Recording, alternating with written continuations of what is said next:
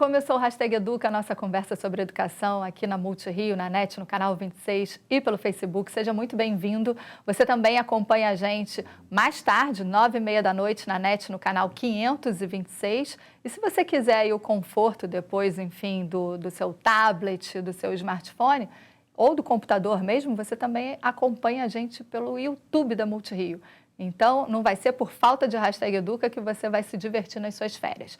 Aliás, férias é um momento importante para a gente ficar de olho num problema que vem preocupando pesquisadores, familiares, educadores no mundo inteiro.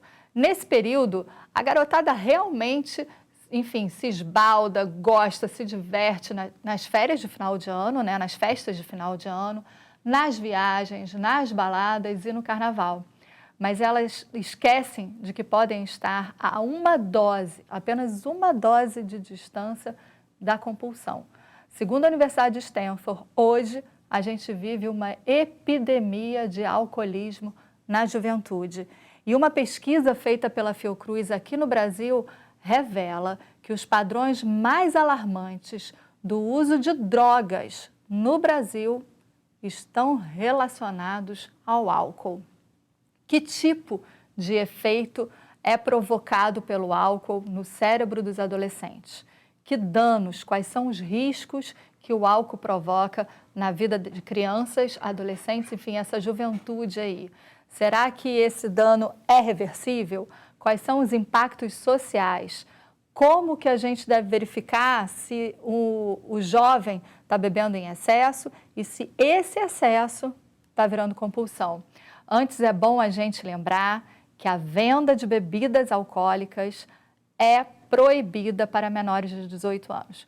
E ainda assim a gente tem um problema que bate aí com as estatísticas americanas, uma epidemia mundial. Quem conversa com a gente hoje sobre esse assunto é Carolina Coutinho, doutora em saúde pública pela Fundação Oswaldo Cruz, a Fiocruz aqui no Rio de Janeiro, com pesquisas nas áreas de uso e abuso de drogas, prevenção e doenças transmissíveis. Seja muito bem-vinda ao Hashtag Educa. Muito obrigada por ter aceito o convite para falar de um tema que muitas vezes é envolvido em tabu, em constrangimento e é dificilmente enfrentado pelas famílias e pelas escolas, né? Muito obrigada por ter vindo. Eu que agradeço a oportunidade de estar aqui e falar um pouquinho desse universo, né, do uso de substâncias, e especialmente do uso do álcool entre adolescentes, que é bastante preocupante na nossa sociedade, né, atualmente. Olha só, para vocês terem uma ideia, a Fiocruz coordenou o 3º levantamento nacional sobre o uso de drogas pela população brasileira, em parceria com o IBGE, com o Instituto Nacional do Câncer, o INCA, e com a Universidade de Princeton, nos Estados Unidos. E o que o estudo revelou sobre o consumo de álcool no Brasil é alarmante quando a gente pensa em drogas e drogas lícitas. Isso. Qual é a relação? Primeiro, só falar um pouquinho desse estudo, né? A gente, no Brasil, a última pesquisa nacional, né, considerada que representa a população brasileira, foi realizada em 2005. Então, a gente tinha um vazio de informações representativas da população. É um tempo grande, né? E essas informações são essenciais para os gestores poderem criar políticas públicas, né, direcionamento de recursos, inclusive. E então foi realizada a mais recente, essa em 2015, os dados saíram ano passado. A pesquisa ela foi a 352 municípios brasileiros, entrevistou mais de 16 mil pessoas e apresentou estimativas que são representativas da população brasileira em 15 domínios diferentes. Então, a gente tem estimativas para regiões, para país, para estados, para faixa de fronteira, por exemplo. Então, a gente pode olhar e ter a oportunidade de estudar um pouco melhor como que acontece o fenômeno de uso de substâncias dentro do nosso país. Especialmente entre adolescentes, né, de 12 a 17 anos, esse inquérito a gente incluiu pessoas de 12 a 65 anos, então as estimativas são referentes a essa faixa etária. Quando a gente pega a parcela da população de 12 a 17 anos, a gente vê um consumo maior de bebidas alcoólicas. Aproximadamente 40% dos jovens do nosso país, de 12 a 17 anos, já consumiram álcool alguma vez na vida, né? E 5% dos jovens consomem o álcool na maneira mais nociva, né, que a Organização Mundial de Saúde diz que quando um homem ou uma mulher consome, um homem 5 doses e a mulher 4 doses em curto período de tempo, esse é o padrão de consumo de álcool mais nocivo à saúde, mais associado a problemas de saúde e de violência também.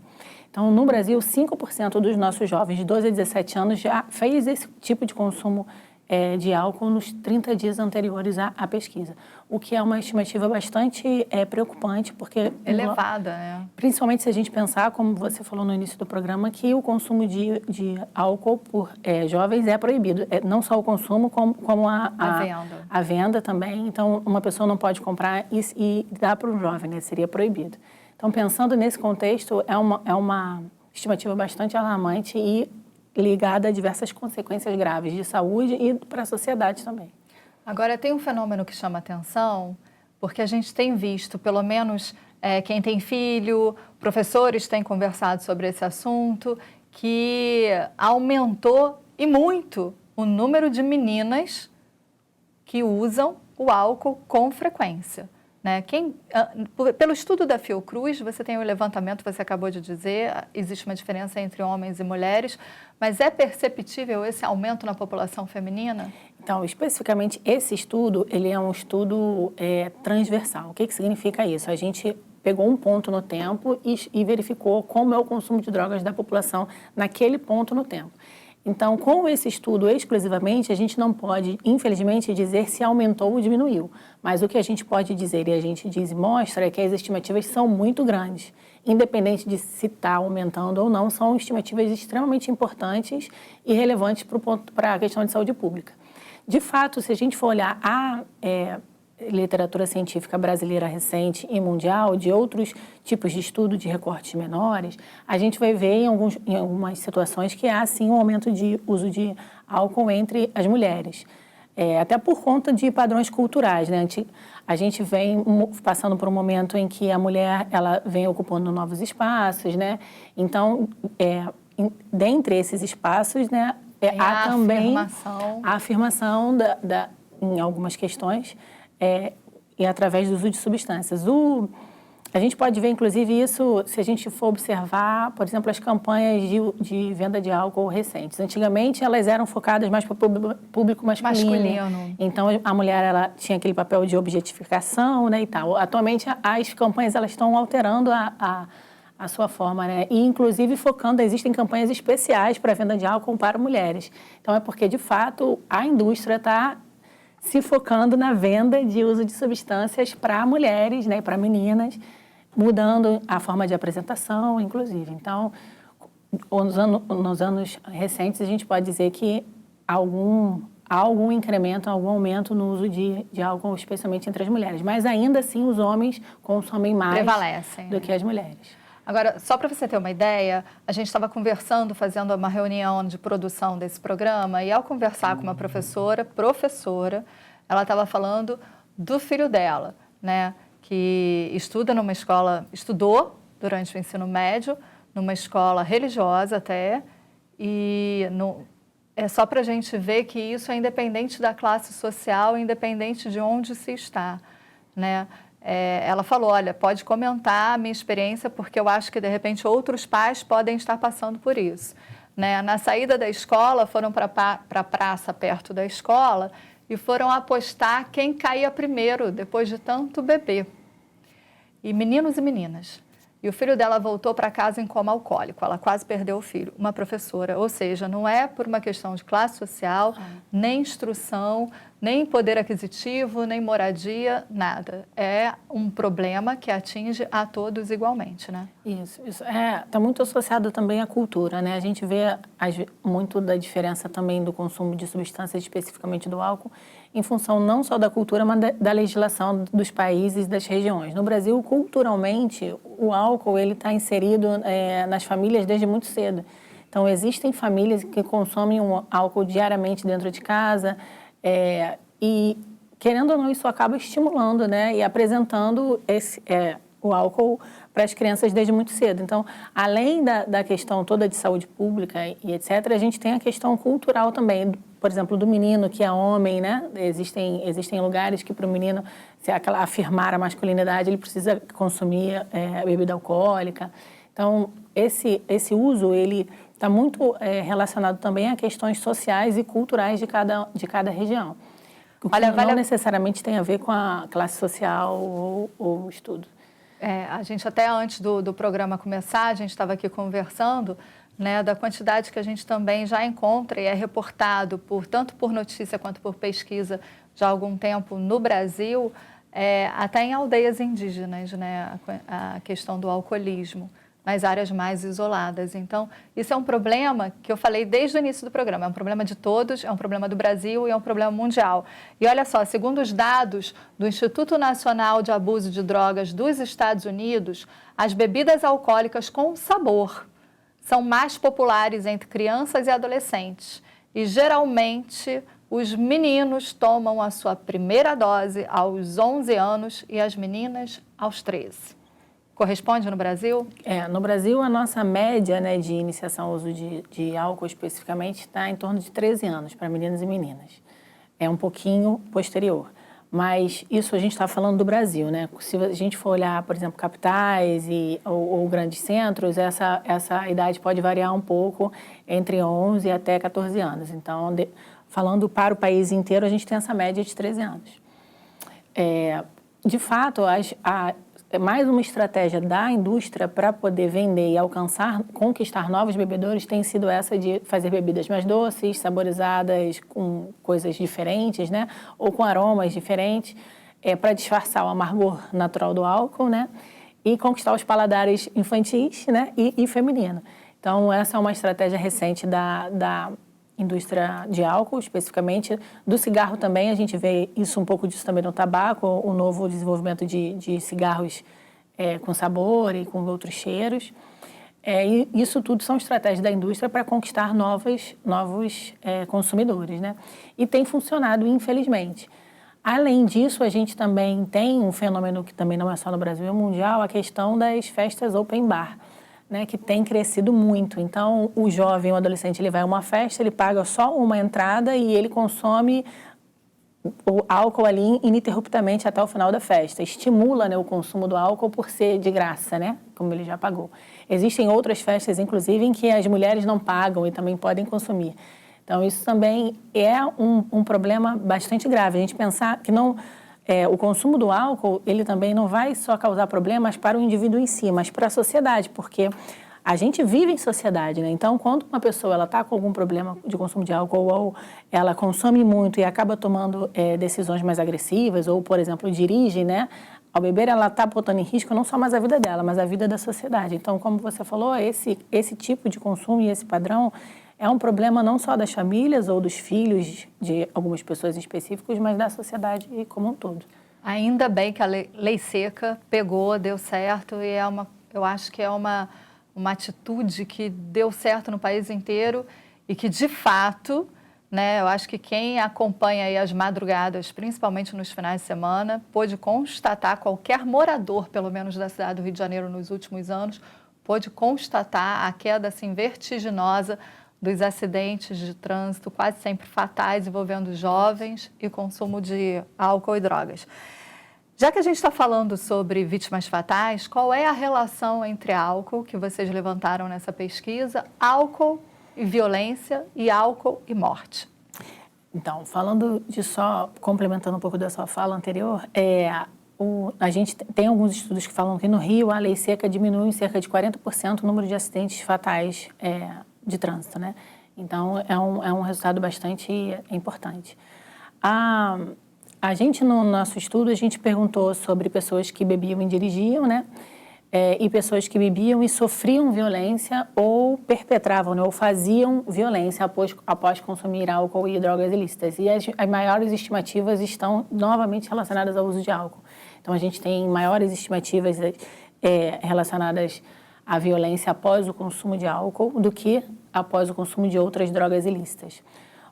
Segundo a Organização Mundial de Saúde, a gente tem por ano, estima-se que se tem por ano, isso no relatório de 2017, cerca de 3 milhões de mortes no mundo em função do uso nocivo de álcool. Então, isso é muita coisa, né? O álcool também representa o comportamento está mais associado a cargas de doença. Então, ele está associado a diferentes agravos transmissíveis e não transmissíveis, o que significa a doenças sexualmente transmissíveis, por exemplo, HIV, hepatite, C, e também doenças crônicas, como problemas cardíacos, né, ou problemas hepáticos do fígado.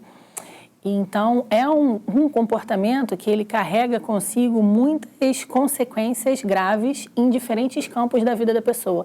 Da vida de saúde, doenças transmissíveis e não transmissíveis, mas também na vida social. Porque muitas das vezes as pessoas começam a perder compromissos de estudo ou de trabalho, tem perda de memória, tem problemas para conseguir estudar ou trabalhar, acabam se afastando de determinadas amizades, começam a viver mais reclusos ou então começam a desenvolver comportamentos depressivos, né? Então, afeta a vida da pessoa em várias situações diferentes. Olha só, a gente vai ver um vídeo, isso que a Carolina está falando é extremamente importante. Antes de eu chamar esse vídeo, eu só quero fazer chamar a atenção. Quando você está com perda de consciência ou está com a consciência alterada e você pode estar num estágio onde você perde o seu controle, e a gente encontra isso, relatos, né? A gente teve aqui um médico conversando com a gente no programa, no #EducaSobreAIDS, da quantidade de meninas que se contaminam com infecções sexualmente transmissíveis, em bailes, em festas, porque estão alcoolizadas e nem se lembram do que aconteceu. Então, olha o perigo aí, né? Olha quanta coisa pode acontecer. E outra coisa, às vezes a menina nem consente o ato sexual. Exatamente. E por estar alcoolizada é abusada. Vale a pena a gente assistir agora um vídeo feito pelo Ministério Público do Rio Grande do Sul. Foi uma campanha durante fevereiro do ano passado, mas que mostra exatamente como o álcool transforma. Vamos ver?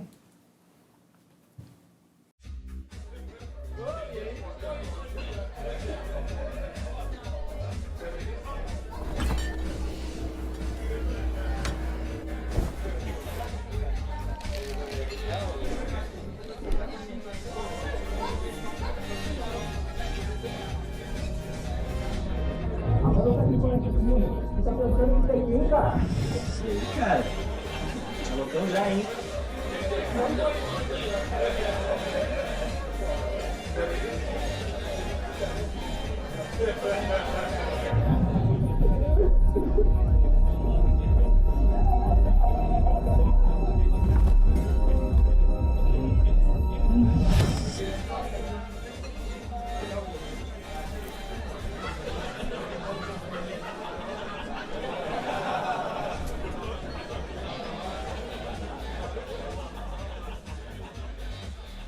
Eu acho que a gente pôde ver aí o quanto altera a consciência, né?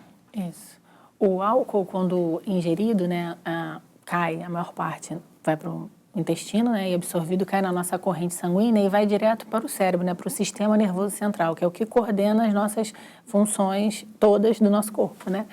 Enfim, e logo que a pessoa ingere o álcool, ela começa a verificar, primeiro, sintomas que são os mais desejados pelos jovens, né? De ficar mais relaxado, né? De perder a timidez, né? Etc. Mas esses sintomas, né? essas consequências, elas, na verdade, vão se agravando. Dali a um pouco, ele já não consegue mais ter um filtro do que ele está fazendo. Então, fica inibido já demais. Isso, afeta, né, a capacidade de tomar decisões. Então, por exemplo, como você comentou, em relação à atividade sexual, se a pessoa vai ter uma relação sexual, ela esquece, por exemplo, do uso da camisinha, né? Ou às vezes nem sabe o que está fazendo, não consente, aí já vira um ato de violência, né? Acontece também das pessoas ficarem muito embriagadas e terem problemas gastrointestinais. E outros problemas que vão aumentando em consequência da constância do uso. Então, a pessoa chega na festa achando que vai tomar uma bebida e vai ficar mais tranquilo, mais desinibido, e no final da festa ela já não lembra do que fez, já vomitou tudo, né? e já não consegue nem mais aproveitar, já perdeu a parte divertida que seria daquele momento, daquela saída. Então, de imediato, né, seriam as consequências mais rápidas do adolescente conseguir perceber. Fora isso, por exemplo, no retorno para casa, aí a pessoa foi para a festa, bebeu pra caramba, chega no final, na hora de voltar para a festa, ou vai beber e dirigir, no caso de um maior de idade, ou então vai pegar carona com algum amigo maior de idade que bebeu, então aí você está exposto também a questões de violência no trânsito, tem a questão de agressão também, porque a pessoa que ingeriu muita bebida alcoólica, ela já compromete a sua tomada de decisão, então muitas vezes fica agressiva, você esbarra numa pessoa, esbarra no outro, acaba discutindo. Ali até o vídeo mostra isso, o menino vem cumprimentar, ele acha que está sendo agredido, né? Já tem uma capacidade de interpretação errada. O pessoal me soprou aqui no ponto, a direção do programa, que você comentou alguma coisa sobre eat drinking? Binge drinking. É o beber episódico pesado, né, que a gente chama, que a OMS determina. Para que a gente consiga estudar alguns padrões de consumo de uso de substâncias ou de doenças, a gente precisa criar padrões, né, para estudá-los.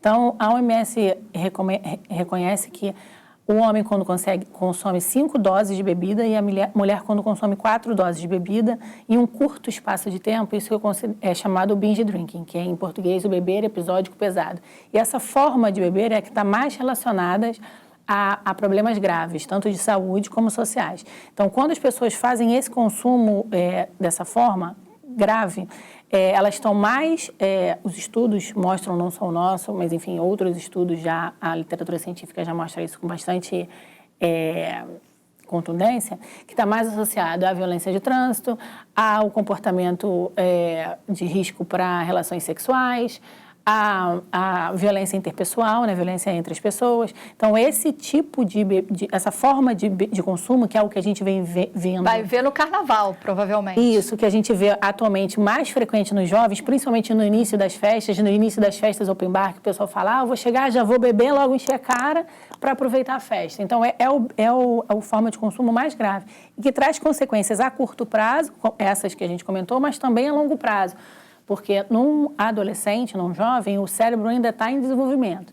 Então, essa quantidade de álcool grande, de uma maneira, num curto espaço de tempo, ela afeta mais o desenvolvimento do cérebro e pode causar mais problemas na vida adulta dessa pessoa. Ela fica mais suscetível a ser dependente do uso de álcool ou de ter outras consequências em relação a esse uso, como consequências, por exemplo, do fígado, doenças do físico ou cardiovasculares. Olha só, a gente tem um vídeo feito pelo Instituto Nacional de Abuso de Drogas dos Estados Unidos que mostra como o álcool impacta o cérebro da criança e do adolescente, porque ele ainda está meio ali que na plasticidade dele ainda, adquirindo algumas habilidades e tal. Vamos dar uma olhada para ver o que acontece no cérebro da garotada com a ingestão abusiva do álcool. Vamos ver.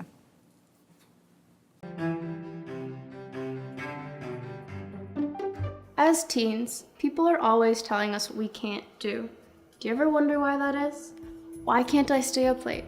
What could happen if I just play for 15 more minutes?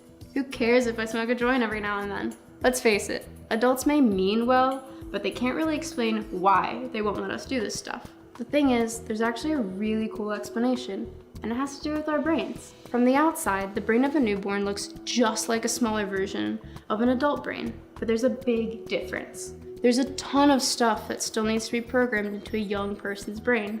That's where our life experiences come in. How we interact with what's around us shapes our brains until we're in our mid-20s. We can't feel our brains changing, but they are super busy building circuits and programming.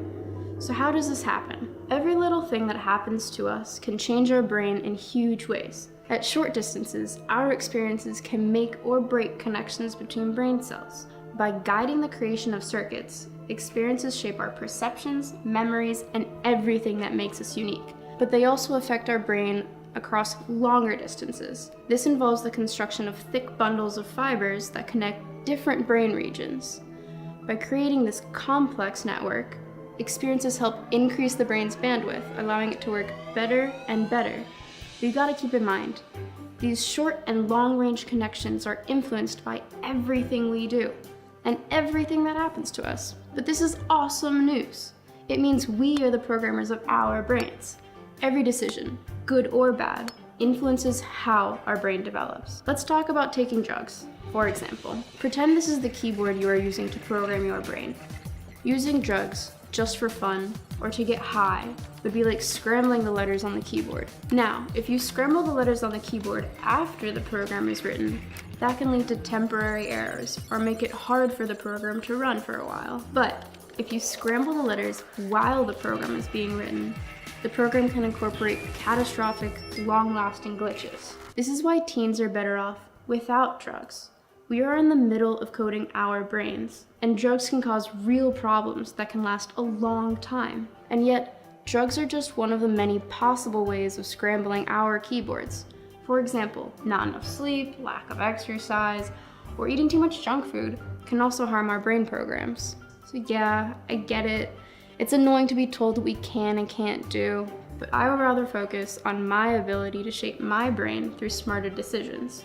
It turns out we have far more control than we thought. We can use this information to choose our own paths and give ourselves the best possible futures.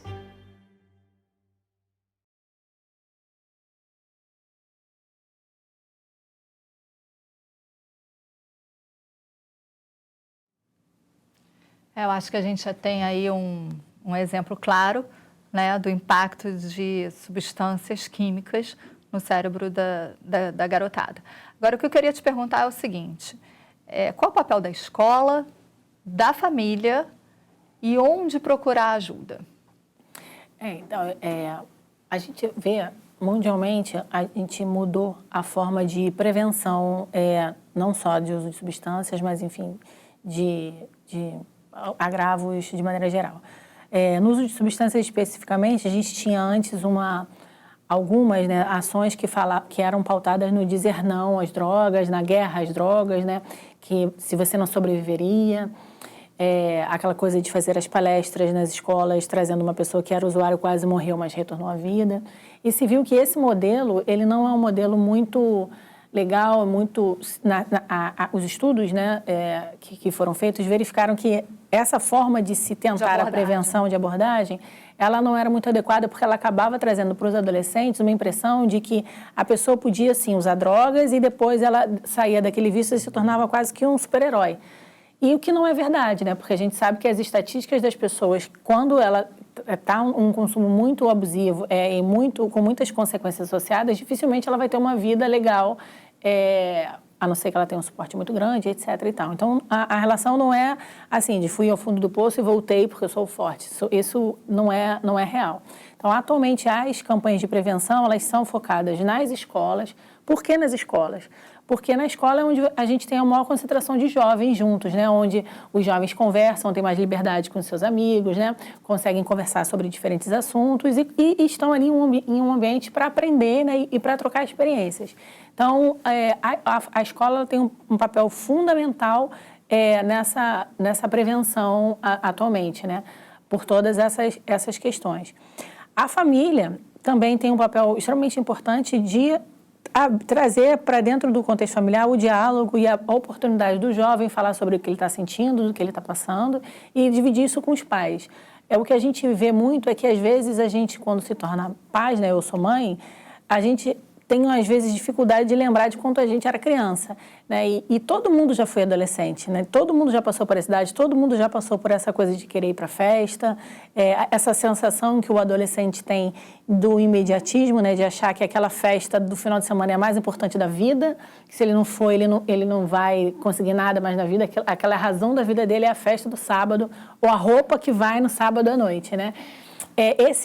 Essa relação do adolescente com o imediatismo, ela precisa ser conversada com as famílias e na escola, planejando o futuro, né? Mostrando ao adolescente que a vida ela além da adolescência, que os comportamentos e as decisões que eles tomam durante essa fase da vida vão impactar, sim, na vida adulta. Então, um adolescente ou uma criança, né, de 12 anos que começa a ingerir álcool, por exemplo, naquele momento, para afirmar alguma coisa, ou para se inserir dentro de um grupo, né, ou para se sentir mais confortável ou mais feliz, que às vezes são essas justificativas, não que sejam reais, não que tragam isso de fato, esse comportamento naquele momento da vida vai trazer consequências graves para a vida adulta. Então, ele pode se tornar um adulto mais propenso à dependência, um adulto que tenha problemas, por exemplo, cognitivos, ou que vai desenvolver algum problema na idade mais avançada, por exemplo, na sua vida idosa, problemas de saúde. Então, é importante que o adolescente ele conheça não só as consequências do consumo de álcool imediatas para a vida dele enquanto adolescente, mas também para a sua vida adulta. E lembrá-lo sempre disso, que a vida não acaba ali na adolescência, né? A adolescência é uma parte muito boa, importante da nossa vida, mas a gente está se construindo o nosso corpo, né? E as nossas memórias, enfim, e a nossa comunidade também, para quando a gente estiver na vida adulta e na idade mais avançada. Essa é uma parte muito difícil de conversar com os adolescentes, principalmente, né? Essa coisa de planejar o futuro. Então, muitos dos programas de prevenção atualmente falam sobre essa questão. Outra questão importante é trazer informações com dados reais. A gente precisa sair um pouco do achismo e trazer as informações da ciência científica. A gente tem várias estatísticas sobre o consumo de substâncias e sobre essas consequências relacionadas. Só um minutinho. Um bom caminho para a gente ir são os CAPs, né? São os CAPs de tratamento, sim. São os CAPs também para obter informação adequada. As redes de saúde municipais, elas têm esses equipamentos, né, que são os centros de atenção psicossocial, e a gente tem os centros de atenção psicossocial álcool e drogas, que são especializados para atender as pessoas com problemas de uso de substâncias. Os profissionais são extremamente treinados e trabalham com isso já há muito tempo e conseguem informar as pessoas que chegam ali sobre as melhores formas de prevenir e de manejar o consumo ou os problemas de pessoas que já têm uma dependência, por exemplo. Carolina, muito obrigada. A gente está tendo que encerrar, que a gente super estourou o tempo. Obrigada por ter vindo, viu? Obrigada por discutir esse assunto tão necessário e às vezes tão jogado de baixo para o tapete. Muito obrigada. Parabéns pela pesquisa. Obrigada. E obrigada a você pela companhia. Você sabe, tem mais conteúdo sobre esse tema nas nossas postagens e no portal da Multirio. Passa lá. Eu te aguardo no próximo #Educa. Até lá. Tchau.